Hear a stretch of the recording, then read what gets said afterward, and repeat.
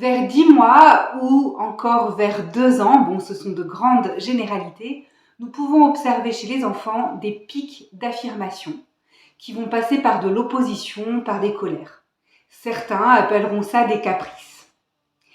Et si je vous disais que c'est tant mieux?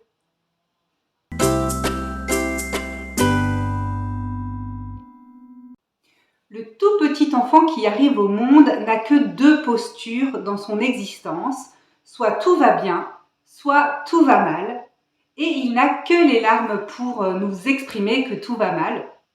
De plus, ce tout petit enfant est totalement dépendant. Ce sont les adultes autour de lui qui vont prendre toutes les décisions le concernant, même le déplacer dans l'espace. Arrivé aux alentours de 2 ans, il y a quelque chose qui apparaît, c'est la pulsion d'agressivité. Cette agressivité, elle arrive à un moment précis, elle arrive à un moment où il prend conscience que lui aussi, il peut avoir un peu de pouvoir dans cette histoire familiale. Alors comme il n'en a pas eu du tout auparavant, il va se rattraper pendant un certain moment, il va même essayer d'avoir tout le pouvoir. Cette pulsion d'agressivité, c'est formidable, c'est un peu comme un soutien, c'est notre moteur dans la créativité, dans l'action, c'est ce qui va nous permettre de nous affirmer, d'oser être nous-mêmes, de savoir dire non.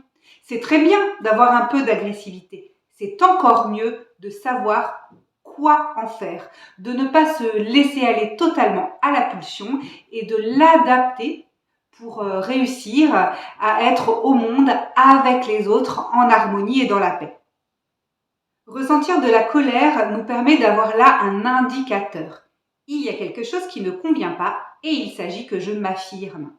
Mais rester dans le mode pulsion, dans le mode colère, je ressens, je le jette contre l'autre, ça c'est 2 ans d'âge mental, niveau psychique. Alors notre enfant de 2 ans, c'est tout à fait normal qu'il commence par ça. À nous adultes de l'accompagner à s'élever lui-même au-dessus de sa propre pulsion. Et pour cela, il a besoin d'exemples bien plus que de discours. Alors bien sûr, mettre des mots, c'est toujours très important. Mais à nous adultes, à regarder nous-mêmes lorsque nous ressentons de la colère. Nous pouvons alors nous poser cette question. Tiens, qu'est-ce qui se passe là? Qu'est-ce qui ne me convient pas à moi? De quoi j'ai besoin? Et finalement, nous pouvons résumer toutes les questions autour de la colère par de quoi j'ai peur. Derrière notre colère, il y aura toujours une peur.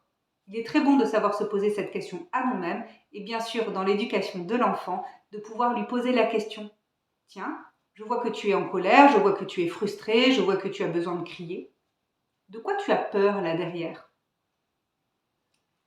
À vous alors, quelles sont les situations qui vous mettent systématiquement en colère et à votre avis, de quoi avez-vous peur derrière? Je vous invite à me donner des réponses en commentaire. Merci beaucoup de votre participation. N'hésitez pas à partager à qui aurait envie d'entendre ce genre de message.